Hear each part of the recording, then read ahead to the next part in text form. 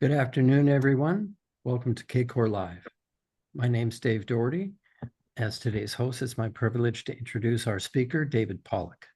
He's well known to members of CACOR, having served as a member of the board and as our president. He has had many advisory and executive roles in not-for-profit organizations and has gained a wealth of experience in international development, social justice, and environmental protection.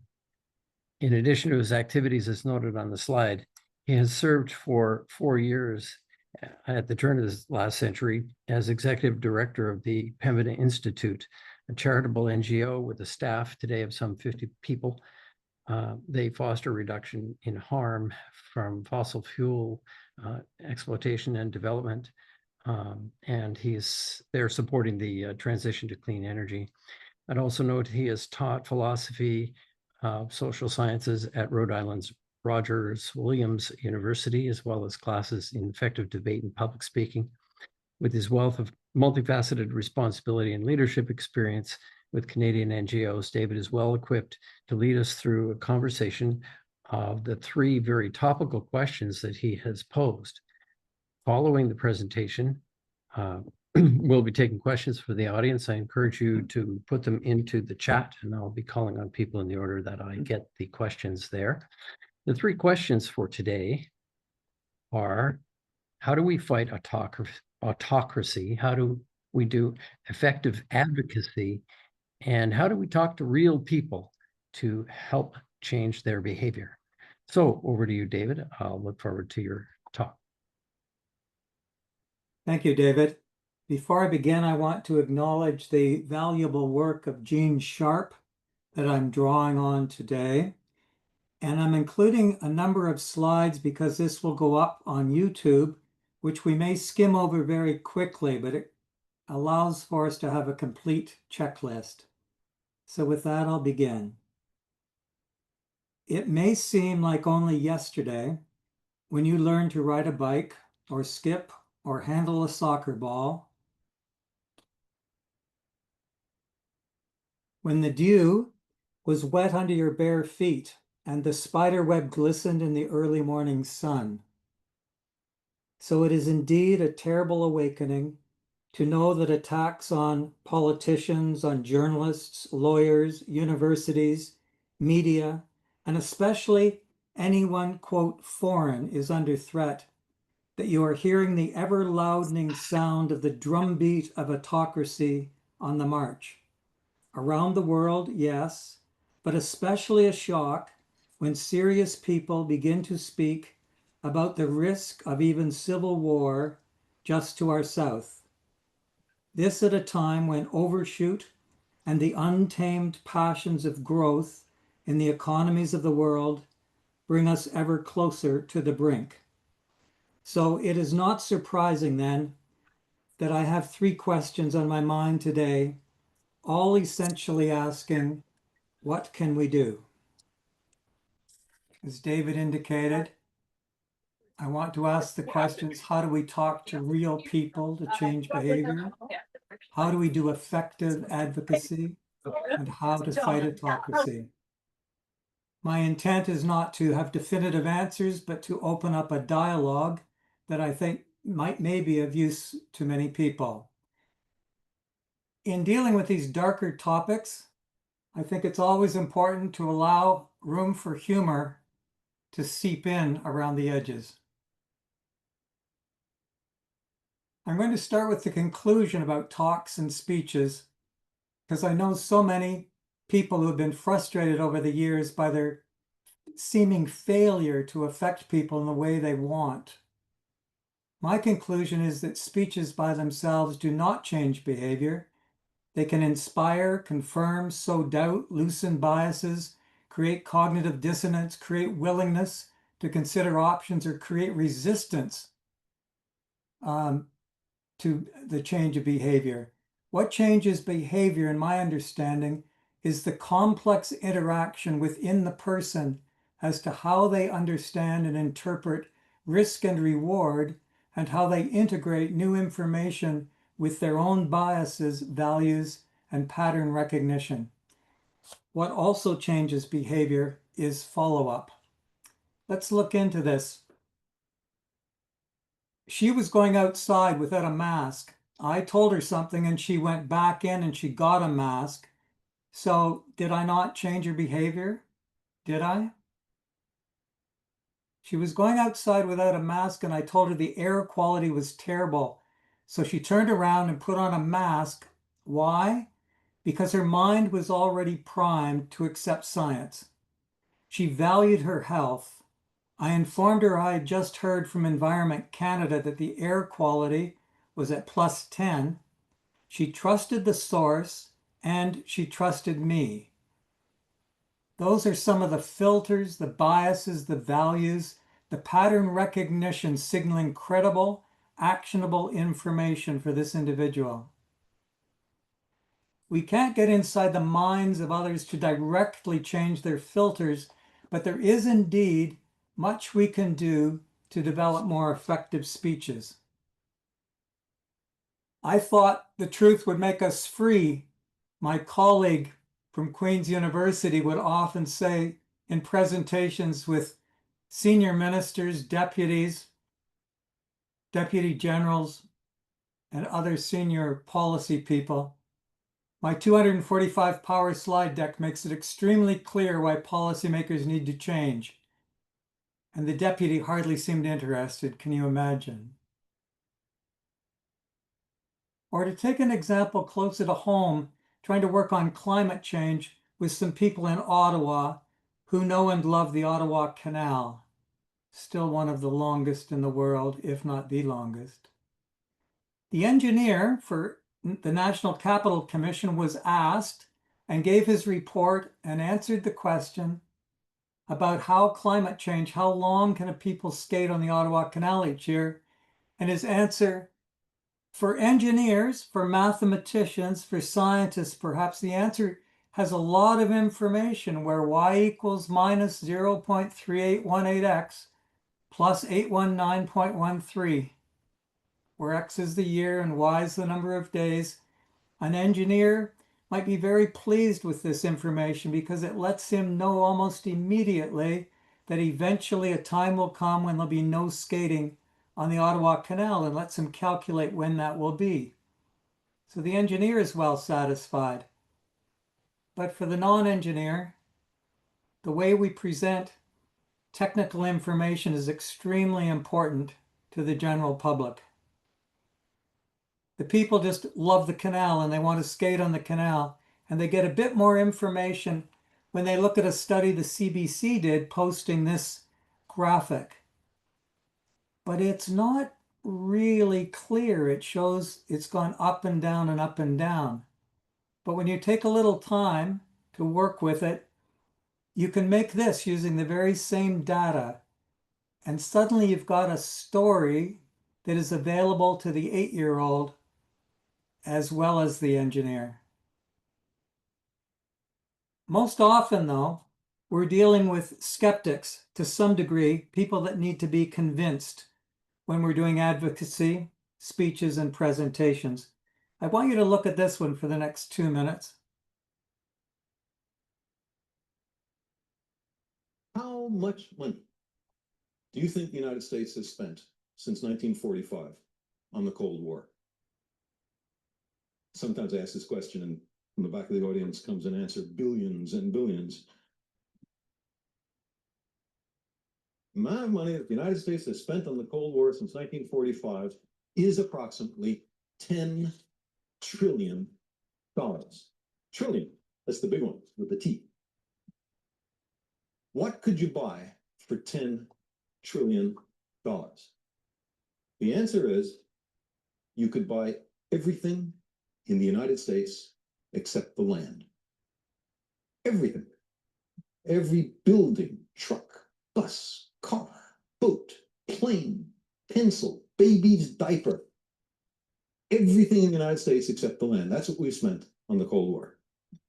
So now let me ask, how certain was it that the Russians were going to invade? Was it 100% certain? Guess not, since they never invaded. What if it was only, let's say, 10% certain? What would advocates of big military buildup have said? They would have said, we must be prudent. It's not enough to count on only the most likely circumstance. If the worst happens and it's really extremely dangerous for us, we have to prepare for that.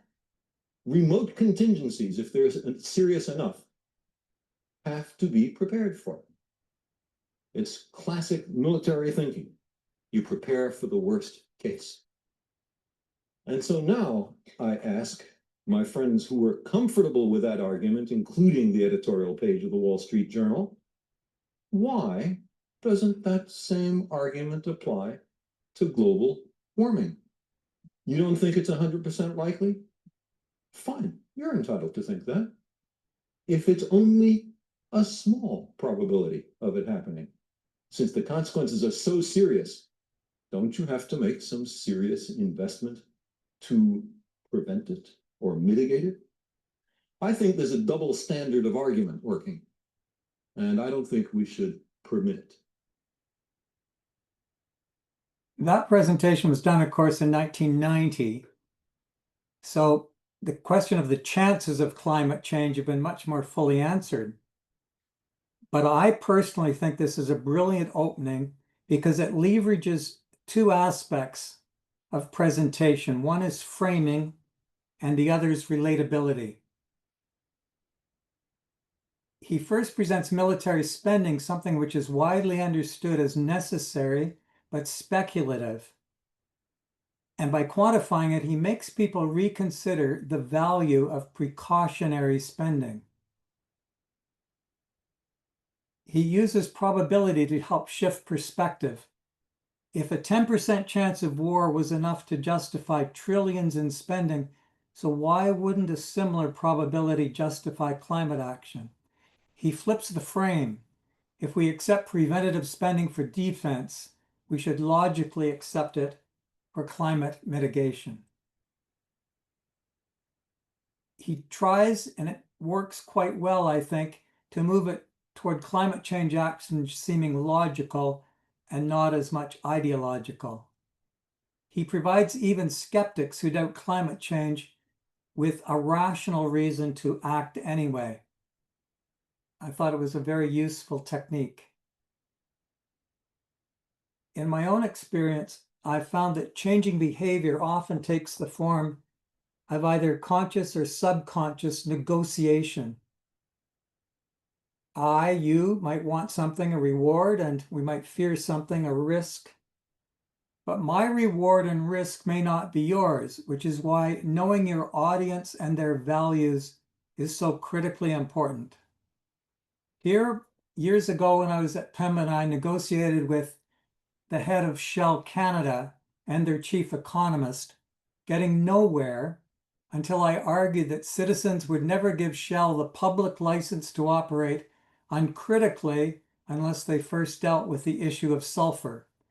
Their chief economist rejected our argument and said we could get much better environmental improvements for fewer dollars doing other things. But the CEO, Tim Faithfull, requested the economist to leave the boardroom and continued the discussion or negotiation without him. As CEO, he got the value of a supportive public for their next venture. Pembina, quote, changed Shell's behavior on the issue because of the values, filters, and biases held by the CEO, risk and reward. Notice how fundamental presenting risk-reward terms, to do it in those terms, is for so many presentations where one is seeking change. When you're doing a presentation, you may want to do some self-reflection about to whom it's worthwhile talking to from the basis of with whom do you have credibility? Are you a teacher, a science communicator? Are you a known activist? Are you an artist, filmmaker? Or are you trusted by your peers? It may dictate somewhat with whom you choose to address and speak and where you choose to find your openings. But fundamentally important, I would say, is a personal self-reflection about your own personal qualities. This is not about the information and the expertise you hold. This is about the things that really affect your listener. Empathy, shared values, finding what those are, credibility, a dose of humility, and a sense of humor. You can work on developing all of those if you recognize that you may want to develop them more fully. If you've never stopped to reflect, you may ignore the most important aspects of the kind of speech that has the most power and the most effect. So if you talk to people who are speechwriters, they go through a checklist, which I've included here for anybody that may want a more or less complete checklist. We won't spend much time on it. But the idea of emotional appeal being important, not just facts, but you want the facts and you want the logic for the credibility. You want a clear call to action. You want to start with story when you can. You don't want to force change just because of the urgency of the issue. You want to strengthen the audience's natural inclinations. So, for example, you already believe in fairness, in progress. This is just the next step. You may need to sow seeds of doubt with people that need a fundamental turning. So you have to plant it gently, or you risk outright rejection. Is the way we've always done it really working? Try to let the audience come to their own conclusions rather than telling them outright. You want to define the problem, but make it personal. You've felt this, haven't you? You want to acknowledge that change takes time, that your speech is a starting point, not the final answer. The conversation doesn't end here, it begins here. You want to talk about the follow-up, and you want to close with making some further trust connections with your audience. I want to go back now and look inside the head of our Prime Minister, theoretically, in terms of his values, or many politicians, the way they're operating. So let's assume that he has a framework of values. Let's say he wants to have a great economy for Canada. He knows climate change is real, knows we have to work to reduce greenhouse gases. He thinks that if you invest in cleaner natural gas or cleaner oil through carbon capture, it'll give the world what it needs during the transition away from fossil fuels. But he thinks it'll take multiple decades to complete that transition. He'd like to see more rapid investment in renewables, but he does want to keep the country together as Prime Minister. So I have to signal some support and willingness to invest in carbon capture, he thinks. But if I insist it's up to private capital to decide, maybe they'll move more toward renewables. But if not, it's the best I can do. Okay, I'll make a grand bargain. Oil and gas, yes, but only through meeting our climate goals through carbon capture, plus many other measures we can take. I'm assuming is all swirling around in his head.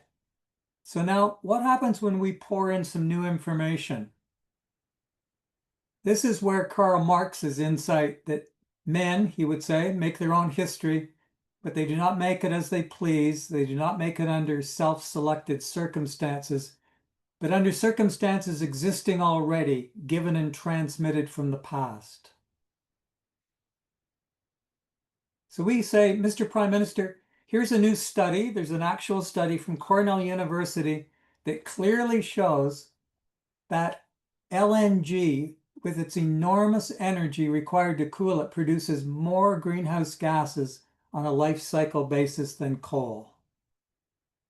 And then we tell them that carbon capture and CCUS and carbon capture removal, they're much less efficient. They're more costly and uncertain than industry's been telling you. And then, Prime Minister, we want to draw your attention to the CBC study that clearly shown that our exports, create more greenhouse gases when combusted than anything we do at home. The planet just needs total reductions, not just country targets. So now as filters start operating, damn, it can't be true. Those studies are wrong. The tendency for denial, to make excuses. We're responsible for just 2% of the world, maybe 4% if we include exports. I can't jeopardize the economic well-being, one of his values, for the sake of, oh, damn again, my children. And in the end, you so often get in advocacy work compromise from new information. They can integrate it. So he says, I'll instruct my team and I'll personally do all I can to simultaneously improve the Canadian economy and at the same time build international coalitions to move international action as fast as I can, as we're only a small part of the problem and I can't jeopardize economic well-being. I'll make it as easy as possible for renewables to decrease the demand internationally, but I will pay the price of investing in CCS and ensuring Canada stays together and flourishes economically, I still think, being Mark. Not a grand bargain, but it's the best I can do. I just hope the world producing the 96% of the world greenhouse gases moves in the right direction quickly. Good night. And with that kind of reflection on the new information, he says good night in the sense that he's at peace with a compromise taking into account that new information. Not at all what the people doing the advocacy wanted as an outcome. I talked about the follow-up being the important part of speech. I just want to pause for a moment here before we move on. Art Hunter is with you, and you all know him. He talks about electrifying everything in his speeches, but then he holds an open house to show people what can be done. I knew a group that met every weekend with an MP to answer his previous questions and slowly build trust and support. And the MP changed his mind, Lloyd Axworthy, and went on to really champion the ending of landmines being buried around the world in an international treaty, and was opposed to the cruise missile. A counselor intervenes to stop a bully at a summer camp, but then teaches him to paddle and build his confidence, and the bullying stops. A cook in the kitchen with a great reputation did a lot of talking and preaching about how high our recidivist rates are in prisons, but then he opens a restaurant to hire ex-cons and teaches them how to cook, serve, and hold down a job. And I can share that Tommy Douglas sends a nice note in a book to follow up our first meeting after a university debate. That was to me. Do you think that built some trust and empathy? It's in the follow-up, stupid. Building trust, empathy, authenticity changes behavior, not the speech. So we're going to take a look now at what years ago I named two different kinds of advocacy. There's the goat birthing method and the asparagus growing method of doing advocacy. Now in the goat birthing, I sat in a wall in Greece once, out in rural Greece on a road, and I watched a baby goat being born, and you could definitely see something happen. You could see the change. And there's once in a while advocacy like that where there's a clear, direct ask. It results in a clear, direct victory. It's rare, but it often has iceberg-like a lot of depth of research behind it. And very often the proponents are in positions of significant influence, and the time is right for acceptance. Remember Lynn MacDonald, it's so rare in Canada for a private member's bill to become law, but she successfully introduced it and got the Non-Smokers Health Act back in 1988. Groundbreaking piece of legislation. You could see it start and you could see it finish, and it was very clear. Or another one just recently when Brooke Rollins, the Secretary of Agriculture currently under Trump, was able to lobby him from a position of being in the inner circle, and you see posted just a couple of days away that Trump had shifted his orders in relation to deportation to try to pause raids on farms, hotels, and eateries. I think that might have lasted a day or two. I saw something today where it may have been reversed. But Rollins was in a position to directly influence him. So this was advocacy of the goat birthing variety. But most of us, most of the time, it's this slower, complex, with hidden negotiations and compromises. You can get discouraged because sometimes you can't even see what's evolving in terms of the advocacy you're doing. But it's very common, and it's hard to spot the actual moment of change, and sometimes results after a long struggle. In 2004, the Stewart Shale oil project in Australia was finally closed.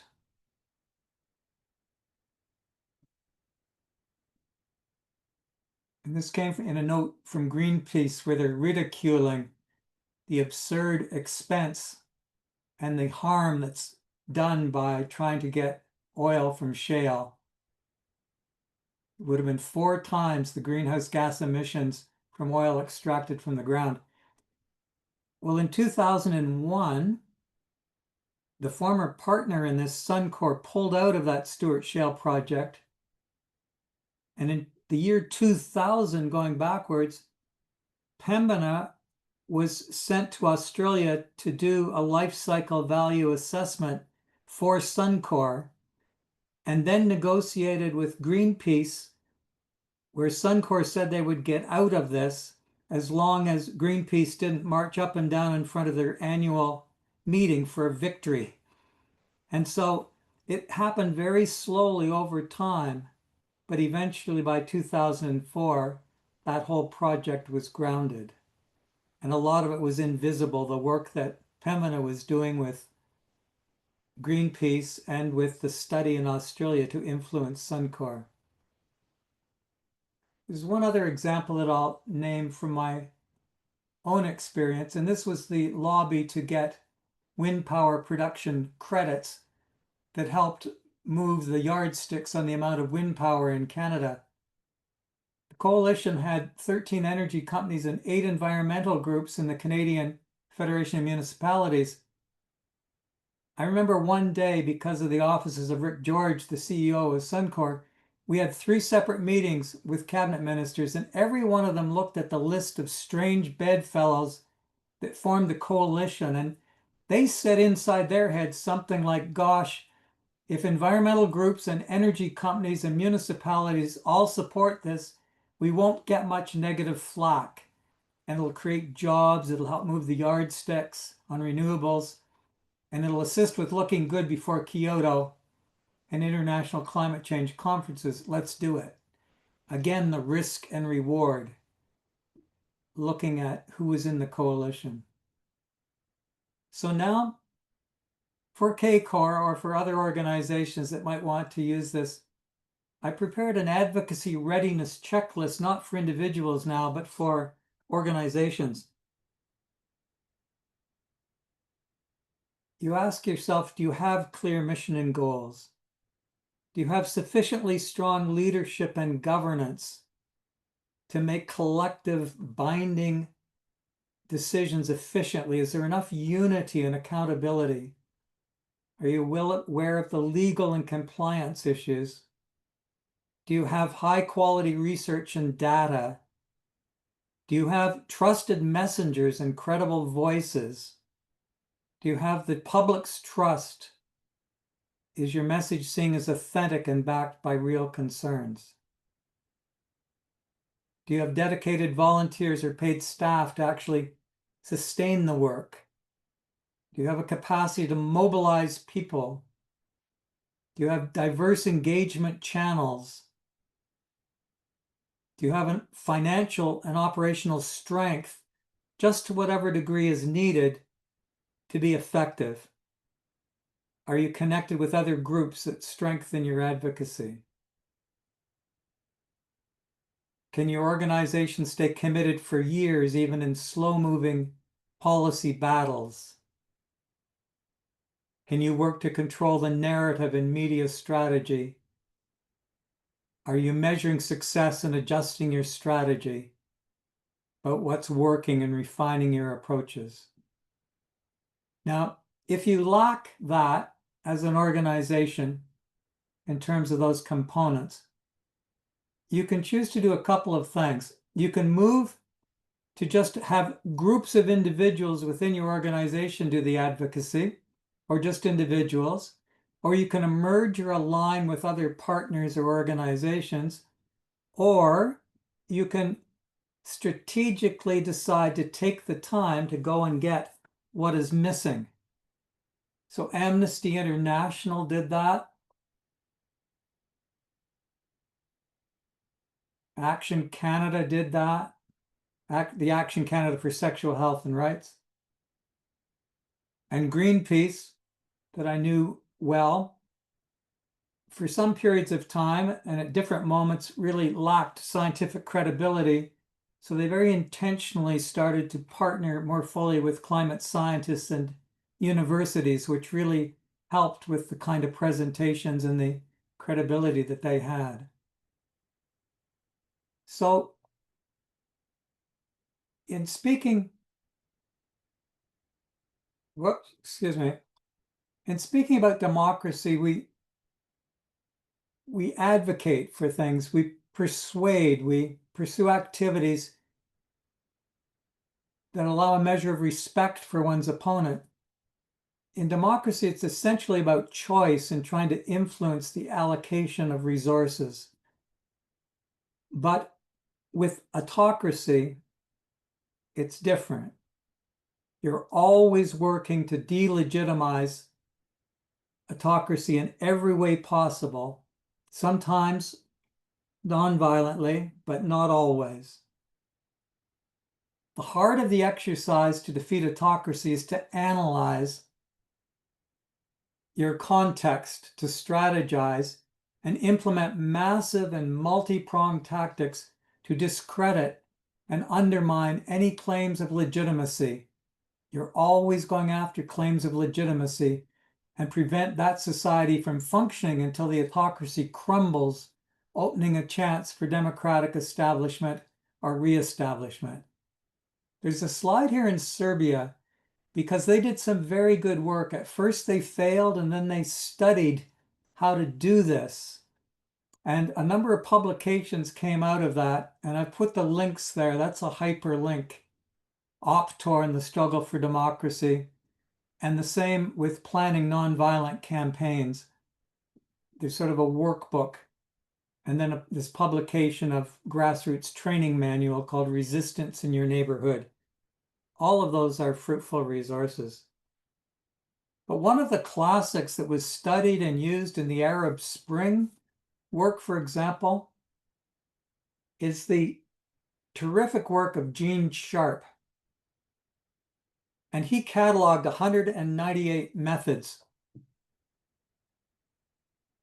because he felt that people were often struggling for democratic rights and social justice, but they weren't fully aware of the whole range. So we're not going to look at these carefully and in detail, but I did have them all in slides here so that on the internet, if someone wants to review them, we can, but I'll go over them very rapidly and then conclude with a couple of other thoughts on attacking and fighting back on autocracy.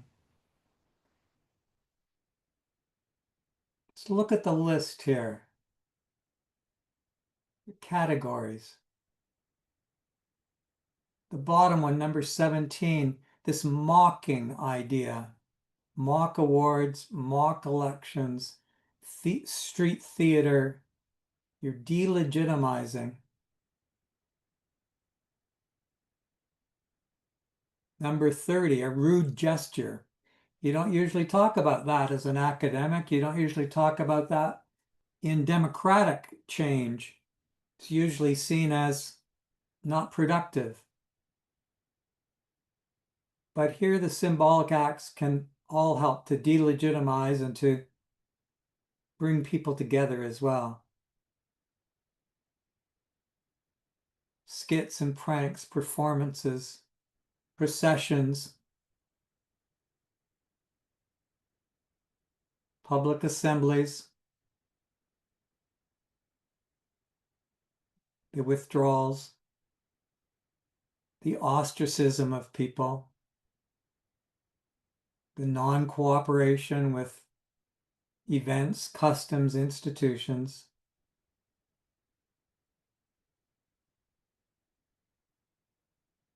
the boycotts.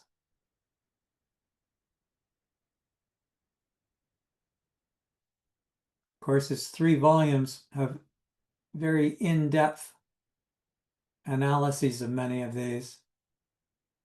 Embargoes, refusals to pay certain things,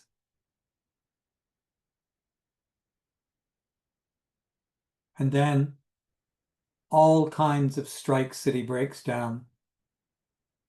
Prisoner strike, professional strikes, slow down, working to rule, bumper strike that goes from plant to plant, very detailed strike that is going to continue the work until a certain result is gained, so it's carefully worked out. Boycotts,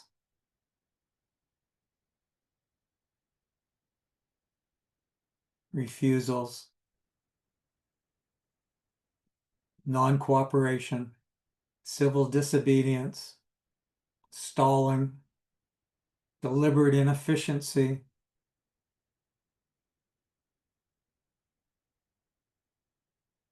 international governmental action, refusing membership in the international bodies, Russia not in the G7 or the G8 anymore, expulsion, South Africa from British Commonwealth at one point under apartheid, sit-ins, fasts, trials,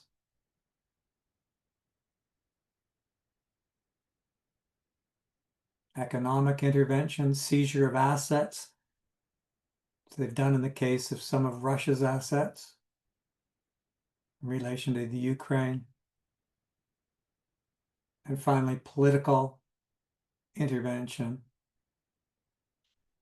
I've put a link up there that one can find much more information about all of these, should you have cause or interest. In the end, in terms of autocracy and the work that needs to be done, it's the story that citizens and people are telling themselves and who controls it that matters. New York Times article, Jean Guerrero, just the other day, she's saying the protesters shouldn't give him what he wants. Although their rage is understandable, meaning Trump, their rage is understandable. Burning vehicles and hurtling rocks divert attention from the fact that ICE is destroying families. It's those families' stories, the more they're told, the more they're held up, the more they get in the popular imagination. That's what threatens Mr. Trump's grip on the public imagination, she argues in this article, and I concur. Even in today's New York Times, there's a piece by these 2 professors who have analyzed more than 300 campaigns, and they found that more often than not using violence was more effective for movements. They would argue in a society that has a reasonably free press, a persuadable bloc of citizens, and free and fair elections, the historical, psychological, and political evidence shows that movements are most effective when they remain nonviolent and build broad coalitions, and governments are most vulnerable when their use of force is perceived to be excessive or cruel. This calls for a great deal of discipline on the part of the citizens' movements opposing a tyrant. So we have tried to do these things in the course of our talk. I urge you again to do some self-reflection when you think about presentations. I urge the organizations you're affiliated with to look at the checklist and do some thinking. And I urge you not to be too frustrated when you pour that kettle full of new information into a politician's mind and what eventually emerges is a compromise rather than exactly what we might have preferred. Thank you very much for your attention. Well, David, thank you. Fascinating. While people digest that and attempt to come up with some questions to explore it further, I will pose one, and I've got Art Hunter on deck. I'm wondering, will your techniques work to influence behavior if the person being addressed is not sane and stable? I wonder what occasioned that comment and question, Dave. I can't Well, imagine interestingly, where that came from.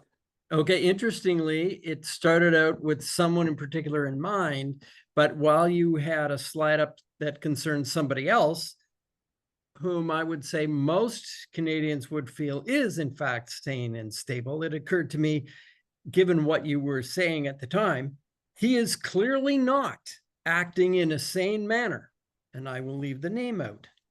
So Dave, just a quick reflection here, and that is, we're aware of the specialists sometimes when there's a kidnapping and a ransom being held, that what you want to do is you want to get that person who's been specially trained to talk down the kidnapper or the negotiator or the terrorist. Now, you might argue they have different levels of rationality.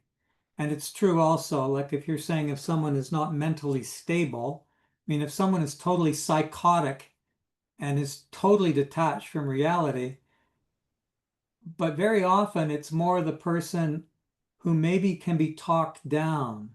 So they're still going to have all of these filters and values and biases in their head.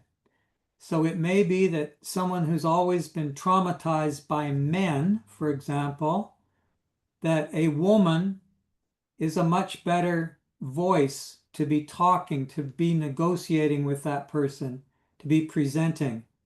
So they're still going to be operating with whatever filters that they have, even if those filters are filtering stuff which is off kilter or somewhat mentally deranged.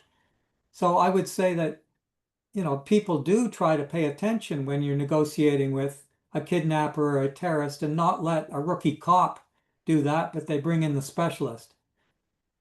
Now, if you have a king, a tyrant, you know, then the question is, you know, what happens if the person simply won't change their mind at all? Well, eventually then those situations sometimes move toward violence, right? Because they don't even discern that the mass protests are somehow a threat to their position. And so in those circumstances, I think historically sometimes the end does move toward violence. So that's my reflection on your question. Well, I appreciate it. I understand it, I think, probably entirely. And sadly, I'm afraid that's where we're headed in many parts of the world. Okay, I'm going to turn this over to Art. I don't have anybody on deck, so please, if you have a question, put it into the chat. Art? Yeah, I'm reflecting on two things, David. I'm going to first address when you're making a presentation. I struggle with this quite often, and I'm sure most people putting presentations together do as well. You're focused on a particular topic and objective, and it's very clear in your mind, but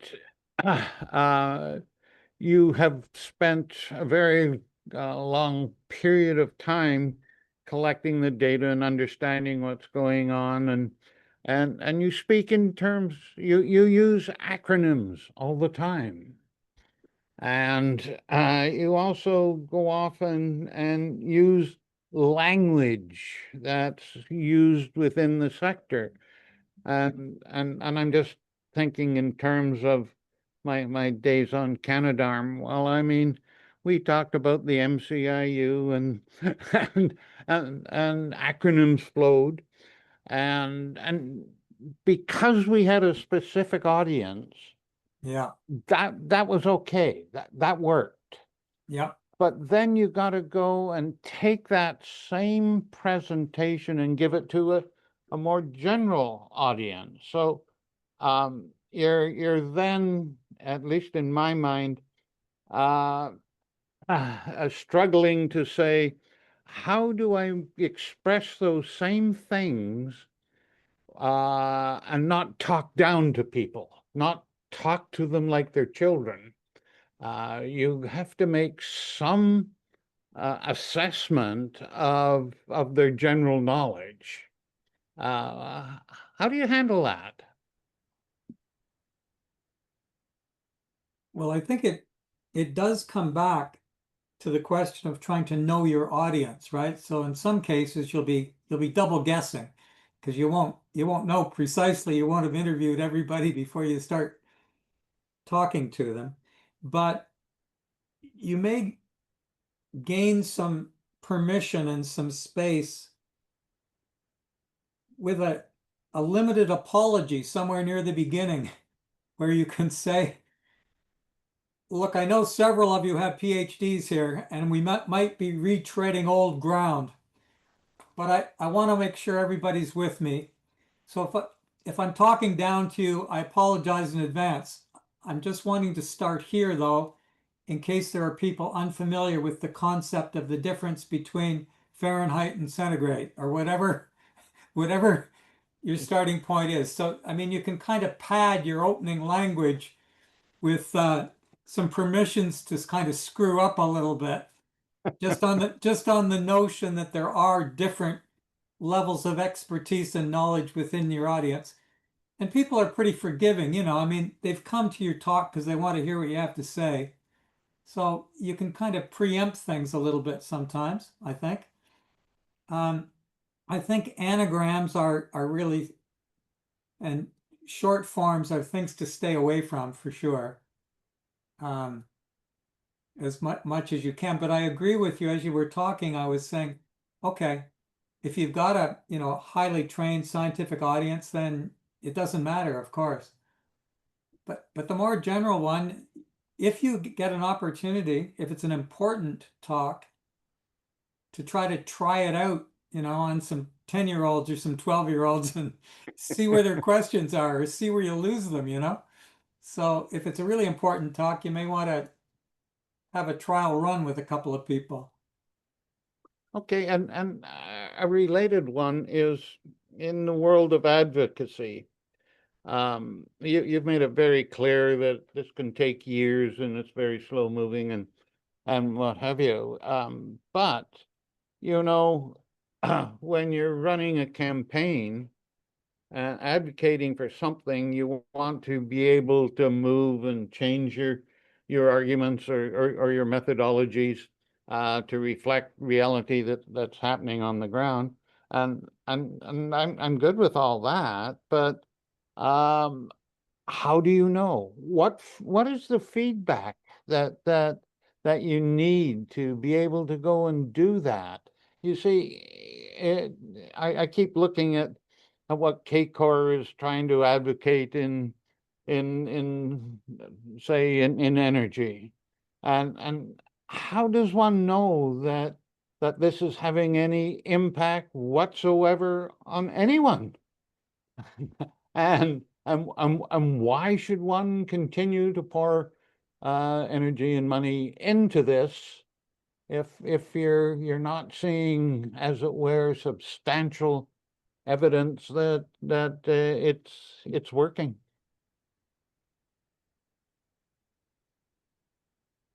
Most of I've got two kinds of experience that I can relate to. One has been a lot of non-formal adult education, and very often we were trying to form local chapters or local groups across the country, but we nearly always had a specific ask. We were asking people to engage in something, to do something, and you could find out, did they send in the petitions or the letters? You know, did they join the group?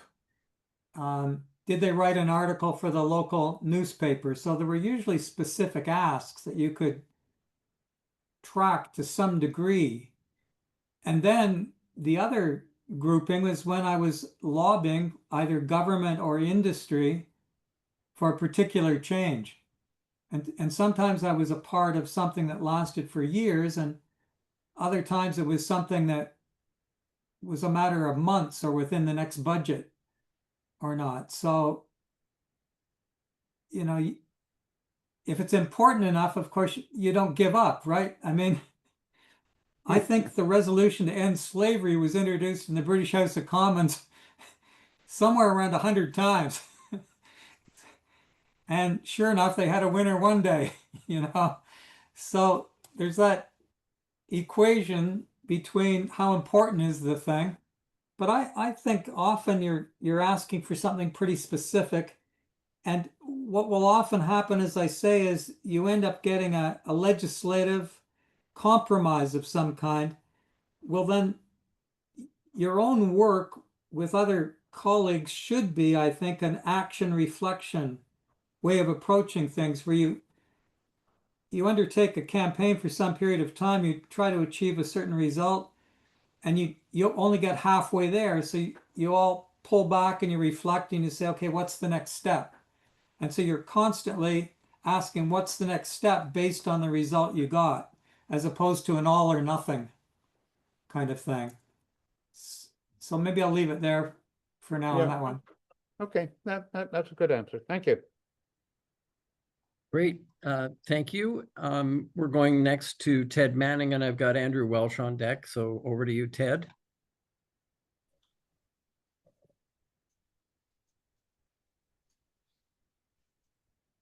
It's not working. It's been disabled by my host. I can hear you. Okay, I'll try again and now and see if I can get it back on. But right now, up to this point, it is throwing me off. Now he's asked me to start my video, so now I'm all right. I exist. Good. That was really great, David. I think you hit a lot of real high points. I liked a lot of the approach that you talked about. What I have found, and most of you know, I've worked, God knows, everywhere in the world with almost every known culture, but I've found almost every time, if you begin by asking them questions, asking them what they want, asking them what they know, asking them what their goals or values are, it really helps. And I've had the luxury of having enough money for most of our projects where we at least get to go there first, to talk to people, to do your homework with them and find out what they are really most interested in. That helps a great deal in getting them to accept advice. And one of the reasons that they bring people like the folks we have on this panel in is because they suspect that you have expertise that could help them. The thing that doesn't work is if somebody comes roaring in from another country and tells them we're here to solve everything for you. I remember going into a village called Batamu in Kenya, and it was the first time that anybody from the government ever had asked them a question, ever. And they were village leaders and so forth, but they had always been used to somebody coming down and preaching whatever it was they wanted to sell them and telling them to do it. And they were actually, they were quite flabbergasted at actually being asked a question, but it did eventually work out very well. So I guess my question for you is, do you want to ask them questions first, and does that help? So I think, Ted, I think context is everything, you know? Mm-hmm. Yeah. In answering this, you know, if you've been hired by Shell to go into a community hearing and convince the people that it's safe to put a sour gas well in the next field over, and you know, you've got a paid mandate where you're really trying to quiet down the questions that people have, and you're trying to sell them a bill of goods, Yeah. right? But in a community process and the kind of thing that you've made your living doing for an awful long Mm. time, dialogue is nearly always more effective than monologue. Yeah. You know, so Mm. it builds trust, it shows respect for others.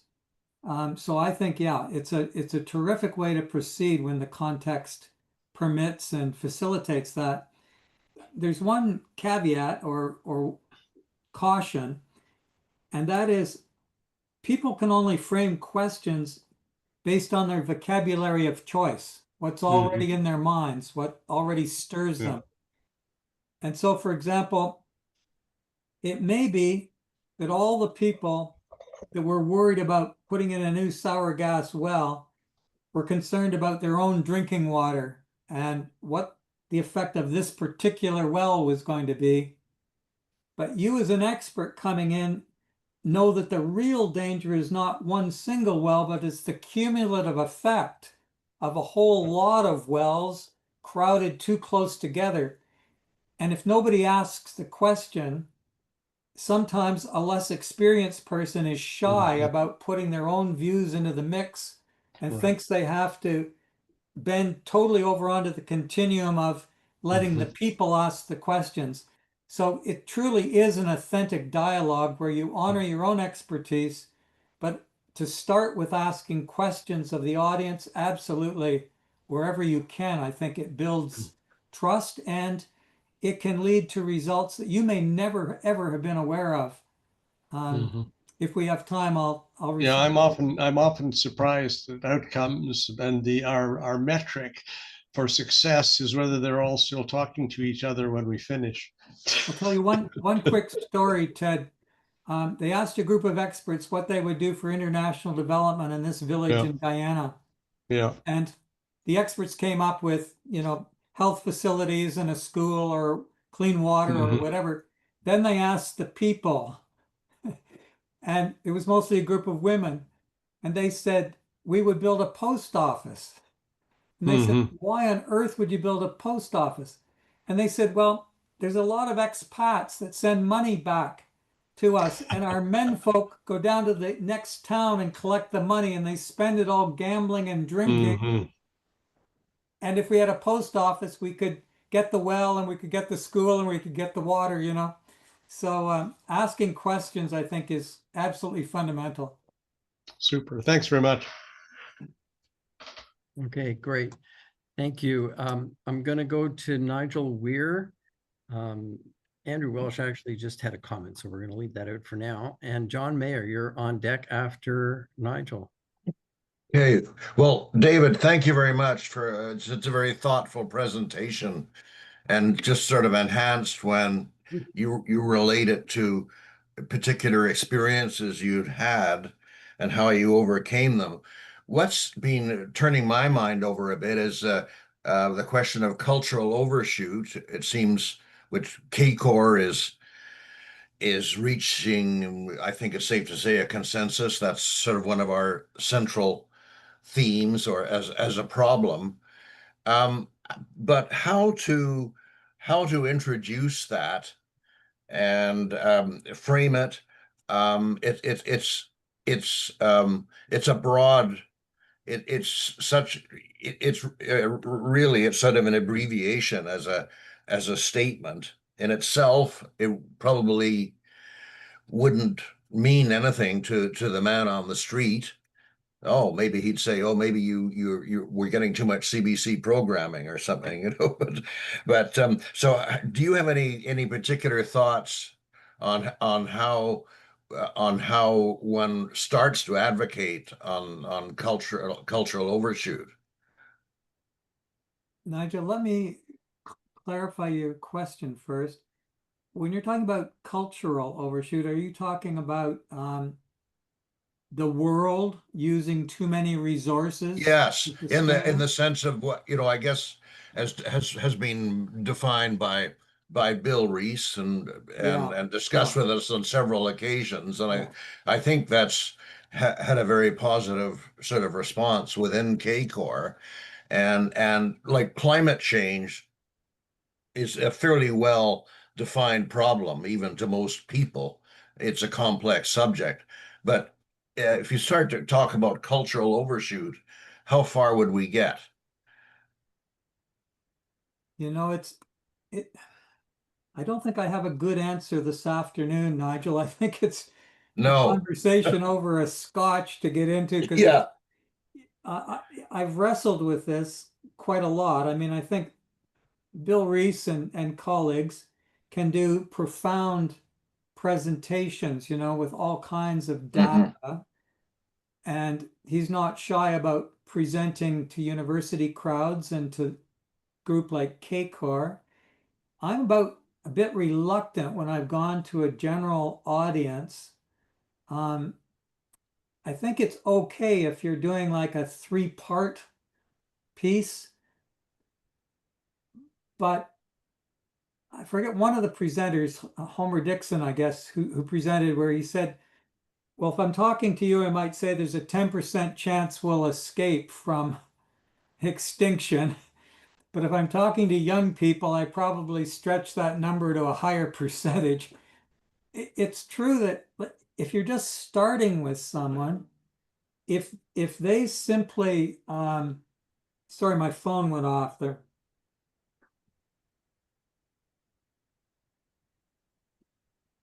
Sorry about that, Nigel. If you're just starting with someone, if they feel a situation is hopeless, they're going to turn off. So I don't think in a one evening thing, I've presented some of the planetary boundaries work where it's a little different than ending up by saying there's no hope whatsoever. It's talking again about risk and how that risk is increasing all the time. But with systems that are filled with a lot of complexity, you never know exactly what things will change other things in the system. And I would not want to discourage people from acting out of a sense that we may be able to mitigate things and make things less bad than they otherwise would be. I'm quite comfortable saying to people, a lot of harm, no matter what we do today, is baked in.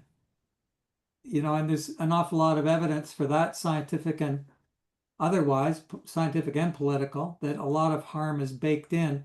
So I think that the planetary boundaries are one way to approach this because it's showing different categories. But again, it's context and it's are you doing one presentation only? And if so, what are you really trying to accomplish with that group? And if it's a group that's very well educated and you're sort of taking it beyond climate change, I think that's one thing. But if they haven't had much exposure, I think I would want to take people more gradually Yeah. Yeah. through Yeah. the issues. Yeah. And then eventually, if it's a skilled group, you can get some of the presentations that folks have been doing on that very theme, you know, and share some of those.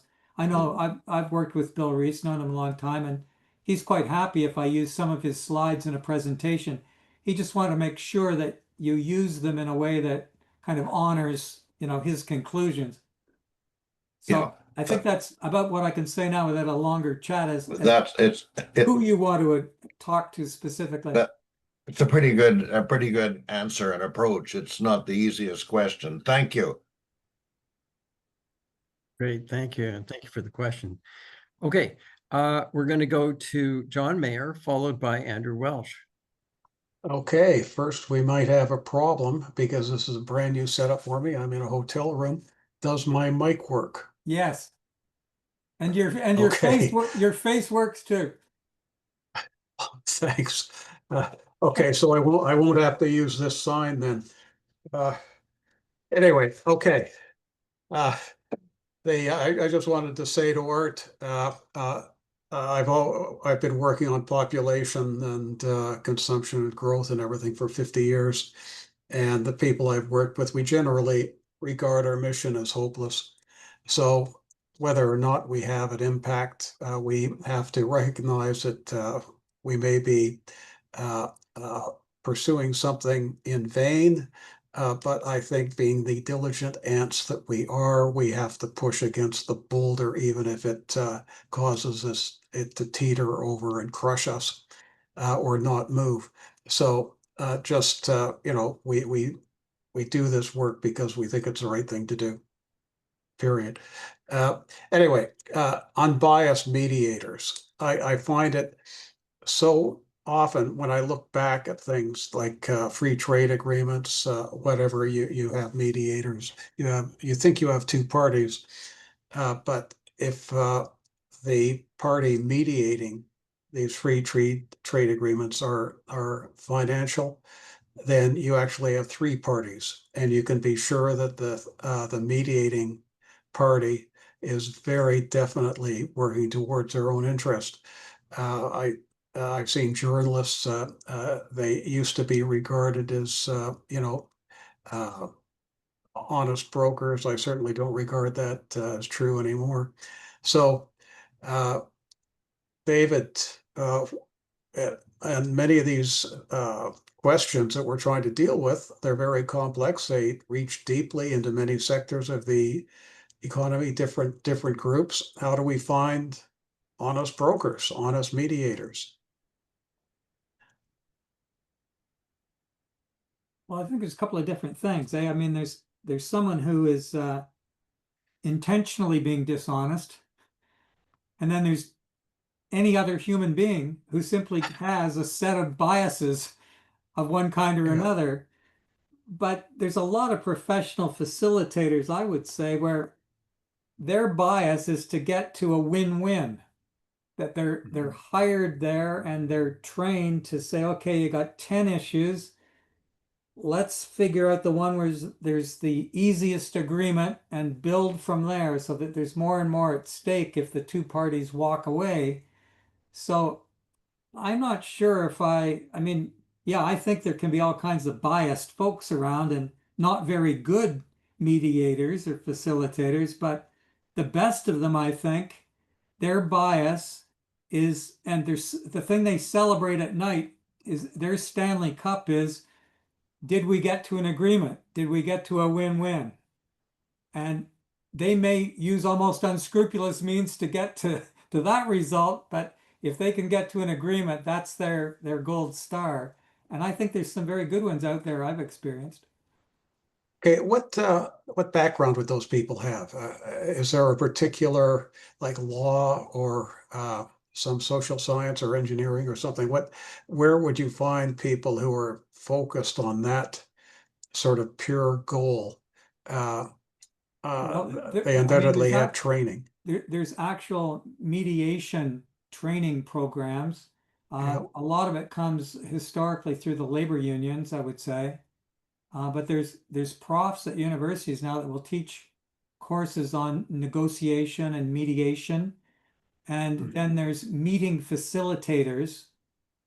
I've taken training in sort of nonprofit and nonviolent mediation and facilitation years ago. But I think that was done through informal networks rather than through university programs. I think quite a few of the people are lawyers because of the nature of the things which are being negotiated. But I'm not sure that that always makes for the best negotiator, because the lawyers are also at the same time often trained to get a win and a kill. And so, you need to have some specialized training, but it is out there. You could check it up on chat and various university programs, but most labor unions can also have some good training available, the large ones. Okay, good. Yeah, thanks for that. Yeah. You might be interested that my wife Jean and I is going to be up in a few moments. Attended a meeting earlier this week about training for peace professionals, which is all about trying to get two sides to avoid conflict and come to agreement. Anyway, right now we're going to go to Andrew Welsh, and Jean is in fact on deck, so I'm going to disappear for a minute. She's going to come in. Thanks. Actually, that is my, if you could try and peg me down to a profession, my most recent profession was in fact as a facilitator, meeting facilitator. I'd say just respond to that question a bit. What kind of specialized training does one have? It might be useful to be the third child in a family. Because I learned a great deal about mediation and empathy just from that particular position. And what I wanted to say, David, I really appreciated your take on things. And it very much appeals to the kind of work I do. I wanted to expand a little bit on that because it's my belief that contrary to what we kind of experience in some circles these days, we don't have evil people. We don't have people that relish evil. We have, or people that fight the concept of good. We have people that have a different concept of good. And the bottom line for me, broken record, is that they measure success differently by how powerful they are, by how much money they have, what have you. And I think, when we think about those different kinds of value systems, it's really important, based on what you said, to appeal to the human side, because at the end of the day, we are all humans, and no matter how much we enjoy our quantitative more is always better side, we cannot dismiss the values that are hardwired into them. Your example of the economist being thrown out of the room is really not the person being thrown out of the room. It's a value set.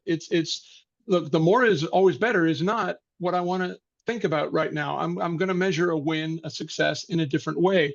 My favorite example of this is that no matter how many statistics we had on Syrian refugees and how many there were and what dire straits they were in, it wasn't until a 3-year-old child washed up on the beach, drowned, and the pictures were taken that we suddenly clicked into our human side, because everyone saw their own child or their own nephew or their own this, that, or the other that they could appeal to. And I wanted to share as part of your, because it's a techniques talk, I wanted to share one that I recently have been using more and more. I got it from psychologists. It's called the butt flip. And you take a statement like, I want to spend more time with my family, but I'd like to earn more overtime. And all you have to do as a facilitator is to echo that back, but flip it. Okay, let me see if I understand you correctly. You'd like to earn more overtime, but you want to spend more time with your family. Is that right?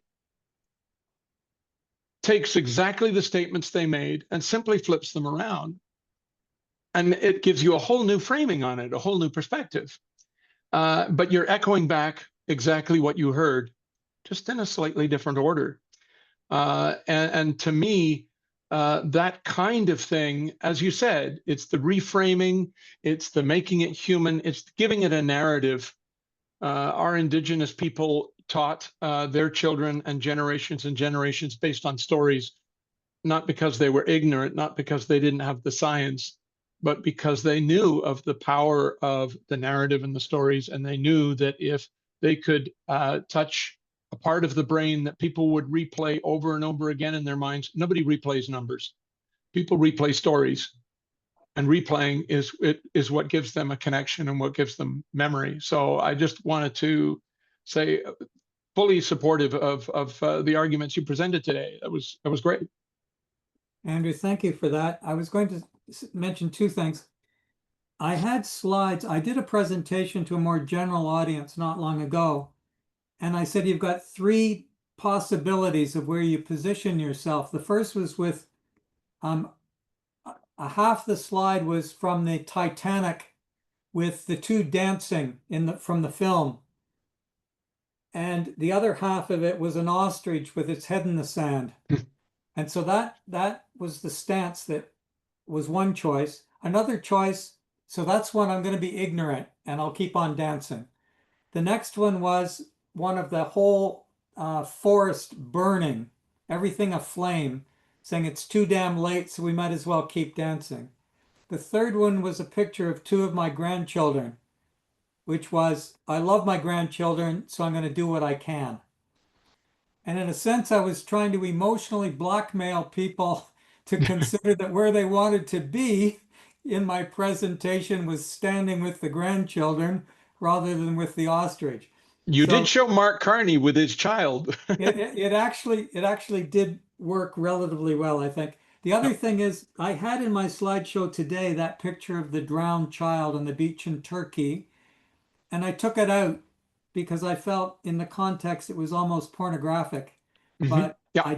I did want to stress again, that the most powerful persuaders for human beings are emotional, not logic. And the most powerful of all is when you combine the two. So thanks for your comments, Sandra. Appreciate it. Great.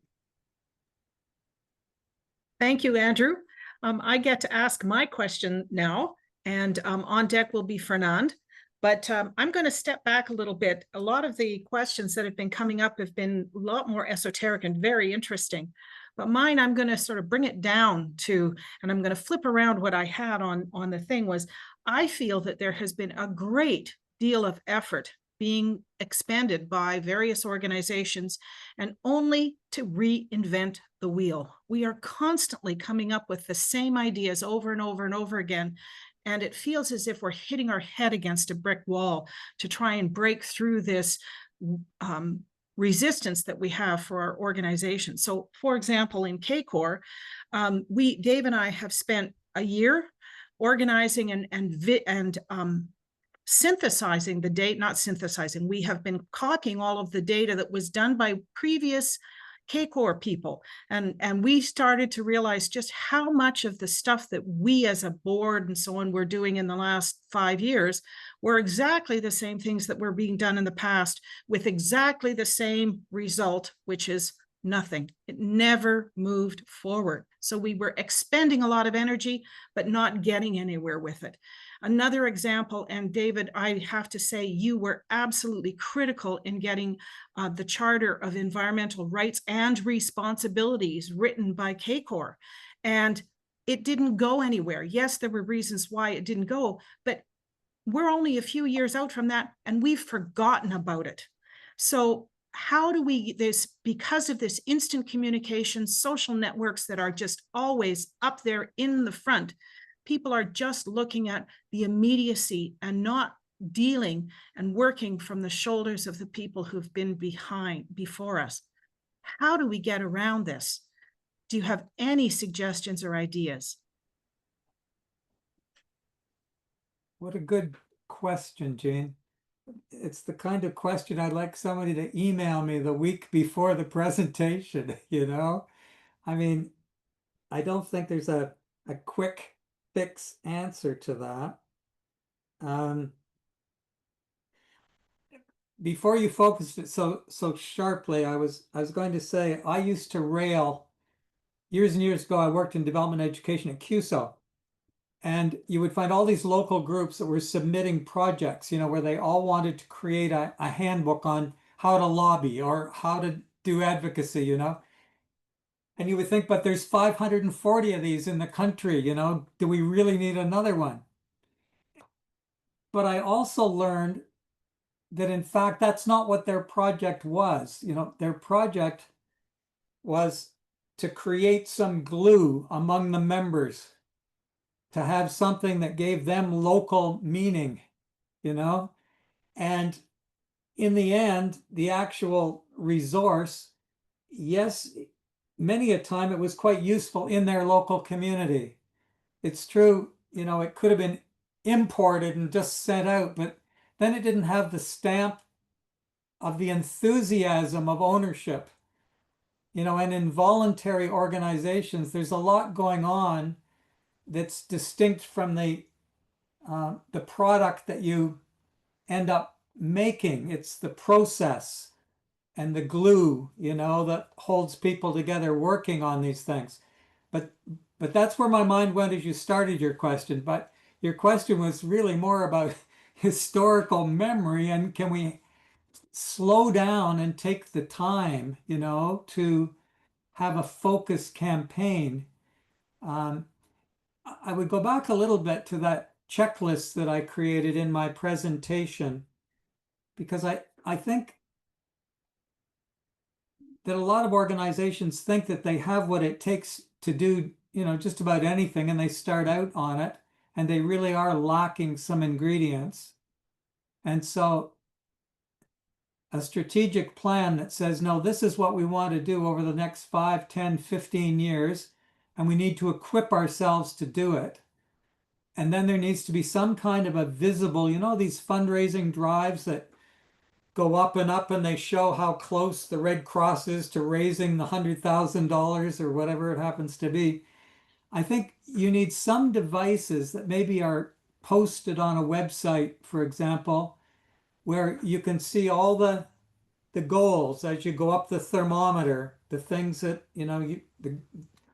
the foundation has been poured and the posts are up and the next part and we're getting to so in other words, something that does track the history but makes it visible to everybody over time, and also becomes a tool that's used in the orientation, so that there's an orientation of new members, of new board members, using that thermometer that says, look, we've got this document of climate rights and responsibilities. That's our base. Now we're going to do X, Y, Z. We want to try to do this. We failed here. We slowed down. But some tool that keeps those things visible in front of people, and from the outset helps people understand that this is like a 10-year project. And CACOR could maybe have 3 projects, one which is 7 years out, they've been working on 7 years, and then another one you're just starting on. But these things are kept visible. But then the board has to learn discipline to be able to say, nope, we're doing 3 and that's it. This one's in year 7, this year's in year 1, this one's in year 3. And when the year 7 gets to the year 10, we said we would put 10 years in on that because of the size of the effort. Then we'll entertain opening up space for another one, but not before. When I was at Pembina, I had a guy that always said, this is a critical opportunity. You've got 24 hours to decide. It's the most important thing we could ever do. And I'd say, okay, let's create a fund. And when that fund gets $100,000 in it, we'll consider a new opportunity. And until then, it might be urgent, but it's not important because we can't do it. So something like that. That's my off the top answer, Jean. Thank you. Thank you, David. That was quite interesting. And John Mayer also said something, you have to keep thinking that things are moving forward and your work creates pressure and renews interest and inspires other people. The one thing to note is that if you don't do it, you definitely will never get anything done. So it's basically, you have to do it or not. Anyway, thank you for that. Fernand, you are on, and I think Fernand will be our last questioner and coming up to the end. So Fernand, to you.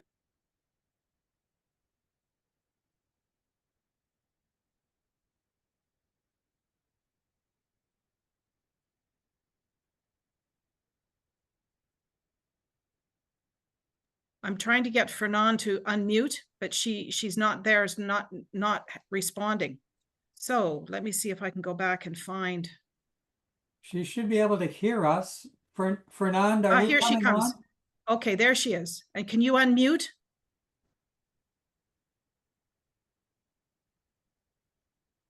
I can't unmute her. Fernand, you're muted. Okay, how's that? Yep. Got it. Okay, great. I just want to start by saying what a great presentation you gave us, David, and how we're so appreciative that I have been very appreciative of everything that you brought to CACOR and tried to build and tried to scavenge around for it and build on it. And this will continue.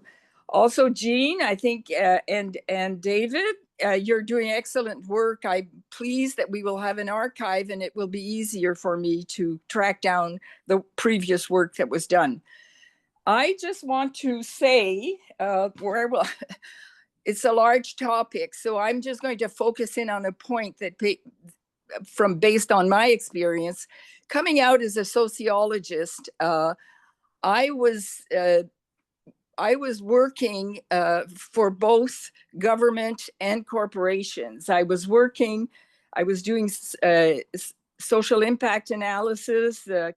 I was doing focus groups. I was doing all that kind of work and trying to the experience and the you know the recommendations that people would be making, and then that was then fed to whoever the client was. And to give you an example, working for Bell, we looked at the use of long distance calls because they anticipated that this was change. And so they wanted to know how to position it. So as we did this work, we found out how important it was for communication and keeping links in the family and how people called on Sunday, etc. And then Bell was able to position its pricing, etc. in that way. I worked with social cultural trends, both French and English, with 2 polling stations out of Montreal for 3 years, and we were selling our services to government.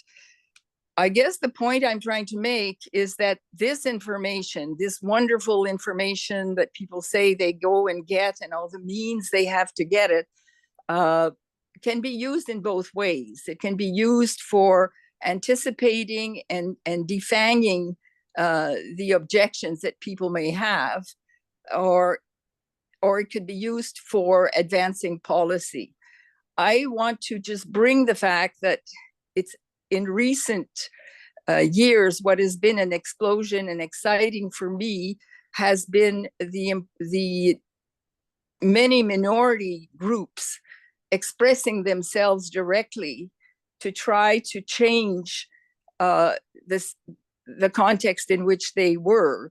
For example, just last night, I was following a discussion in France on changing the mental health system, and how the minorities, those people who experience this system, are very forthright in insisting that certain changes take place to diminish the suffering that they experience in that system, being in that system. And that's happening in other ways. And we see women and Indigenous groups taking the lead. So this is a new way to work with these new energies, and I am interested in pursuing that, and hope that David, you would be a colleague in doing that.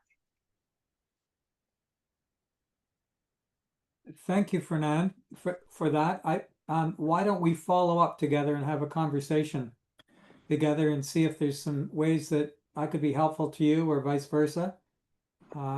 Maybe we can, from our conversation, we can find something that we want to bring back into CACOR. I haven't explored that theme precisely very much. Well, it is a bit the advocacy approach that we're trying to develop, where we're trying to join with others more, work more in solidarity, have more influence in that way. So that's been a thrust that I think you have supported as well. So yes, I think pursuing advocacy together would enrich us. The one thing I'll say, I years ago worked on a campaign against government bank loans to South Africa during the apartheid years. And our American colleagues were just astonished at how much Canadians could collaborate across the country as we formed regional groupings, or as we wanted to meet with a Minister of External Affairs. Their small groups could never manage to meet with the Secretary of State. It took some of the really big, lobby groups like World Wildlife Fund, or, other large groupings. So I think Canada has some natural advantages, that it's still small enough that if there's a cause that people want to get excited about, that you could put together some pretty effective advocacy work within the country of Canada, both locally, regionally, or nationally. So I think there are possibilities that our country has that some others do not. Thank you. Great, thanks. I'd like to turn it over now to Andrew Welsh, the head of the board of directors for CACOR, to thank our speaker. Very good. So yeah, thank you again so much, David, for really powerfully practical stuff to look at. And I think these tools are really important as we are transitioning, I hope, even as an organization, out of some of the well of discussion that we've been in and more towards action. That's sort of a trend that I hope I see developing. And recognizing that for those of you who are viewing mostly on YouTube, I hope, this is going to be something that you can share to the people that you're working with and the people that you know of that are stymied by some of these challenges. Here's a great set of tools. Here's a toolbox. It's as simple as going to that share button and saying, hey, folks, take a look at this.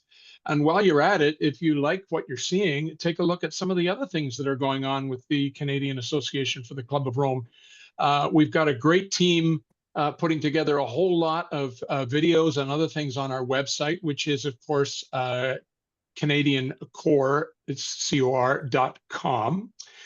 And if you enjoyed the video presentation, you might consider supporting these efforts in a number of different ways, including joining the organization yourself.